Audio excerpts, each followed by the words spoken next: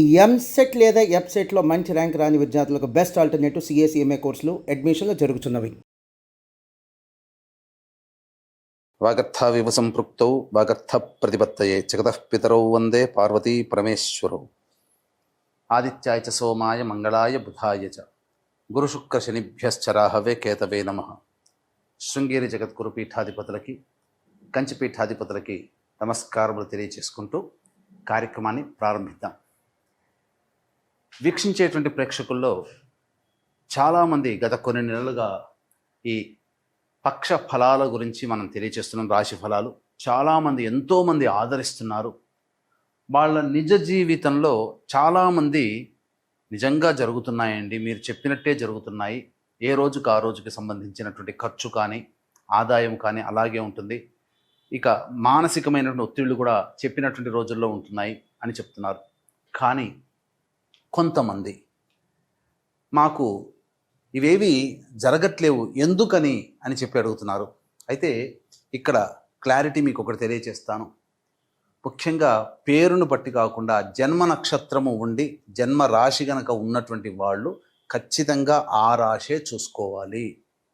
అది ఒకటి పాయింట్ గుర్తుపెట్టుకోవాలి. ఇక రెండో పాయింట్, చాలామంది ఈ జొడాయిక్ సైన్ సన్ ప్రకారం కనుక రవి ప్రకారం సూచించబడినటువంటిది.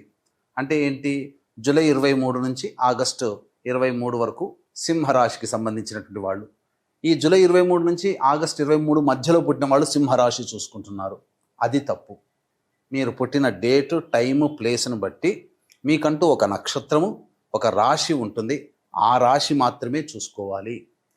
అయితే కొంతమంది మరి మాకు నక్షత్రాలు రాశులు లేవండి, మరి ఏంటి అన్నప్పుడు నామ నక్షత్రాన్ని బట్టి చూసుకోవాలి. అయితే ఇక్కడ కూడా చాలామంది పొరబడుతున్నటువంటి విషయం ఏంటంటే, ఉదాహరణకి లక్ష్మి అనే అమ్మాయి ఉంది. ఆ అమ్మాయి చూచే చోళ కాబట్టి లక్ష్మి అని అంటే అశ్విని నక్షత్రంగా భావించుకొని, మేషరాశిగా భావించుకొని మేషరాశి ఫలాలు చూస్తున్నారు.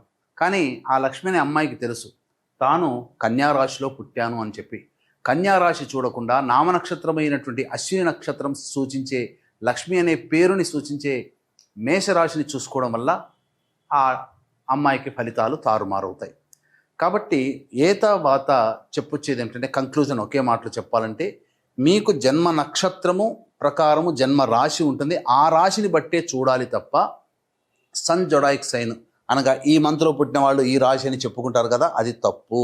అది ఫాలో కాకూడదు. అలాగే మీకు జన్మ నక్షత్రము జన్మ రాశి తెలియకపోతేనే అప్పుడు నామ నక్షత్రాన్ని బట్టి చూసుకోవాలి. ఇది క్లారిటీగా అందరూ గమనించగల ప్రార్థన. అప్పుడే ఇప్పుడు నేను చెప్పబోయే ప్రతి పక్ష ఫలాలు, చెప్పబోయే ఫలితాలు మీకు దాదాపుగా 90% మీకు సూట్ అవుతాయని చెప్పవచ్చు. ఇక గమనించుకున్నట్లయితే 12 రాశులకి సంబంధించినటువంటి ఫలితాలు మనం తెలుసుకునే ముందు ఈ యొక్క జూన్ 1వ తారీఖు నుంచి 15వ తారీఖు వరకు గ్రహ సంచారం ఏ విధంగా ఉందో తెలుసుకుందాం. యాజ్ యూజువల్గా శని మీనరాశిలో, రాహు కుంభరాశిలో, కేతు సింహరాశిలో, అలాగే శుక్రుడు మేషరాశిలో మరియు వృషభ రాశిలో రవి సంచారము, 6వ తారీఖు వరకు బుధుడు వృషభ రాశిలో, 7వ తారీఖు నుంచి బుధుడు మిథున రాశిలో, అలాగే గురువు మిథున రాశిలో, కుజుడు 6వ తారీఖు వరకు కర్కాటక రాశిలో, తదనంతరం 7వ తారీఖు నుంచి కుజుడు సింహరాశిలో మరియు కేతు కూడా సింహరాశిలోనే సంచారం చేస్తున్నాడు.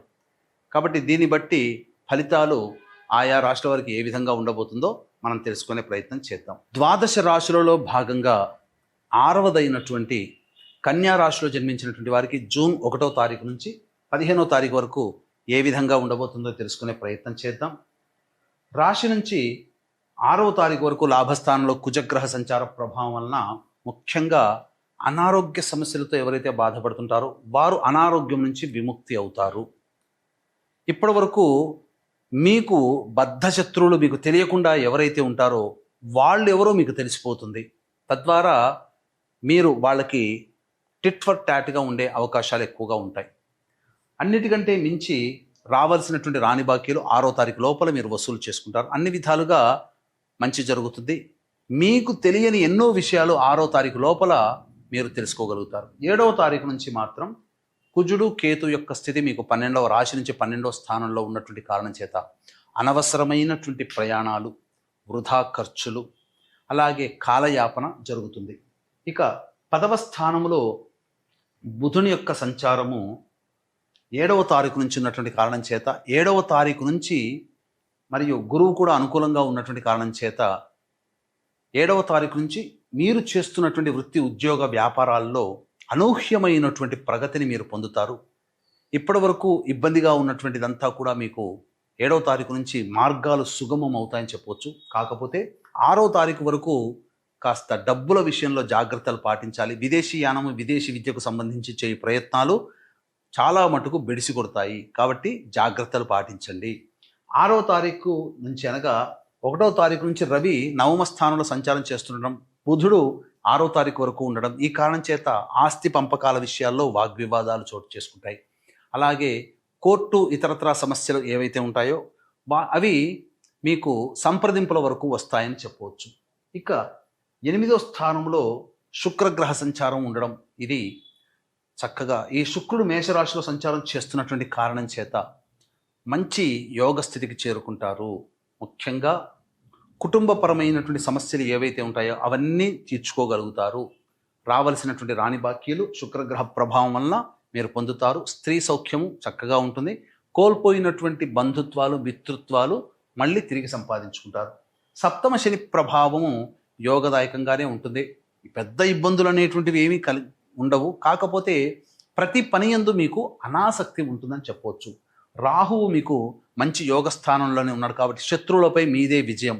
పోటీ పరీక్షల్లో ఉన్నటువంటి విద్యార్థులకి ఇది విజయాన్ని చేకూరుస్తుంది. ఊహించిన దానికంటే మంచి ర్యాంకులో మీరు మంచిగా పొజిషన్ని సంపాదించుకుంటారని చెప్పవచ్చు. ఏదైనప్పటికీ కూడాను మిశ్రమమైనటువంటి ఫలితాలు ఈ యొక్క కన్యా రాశిలో జన్మించినటువంటి వారు పొందుతారని చెప్పవచ్చు.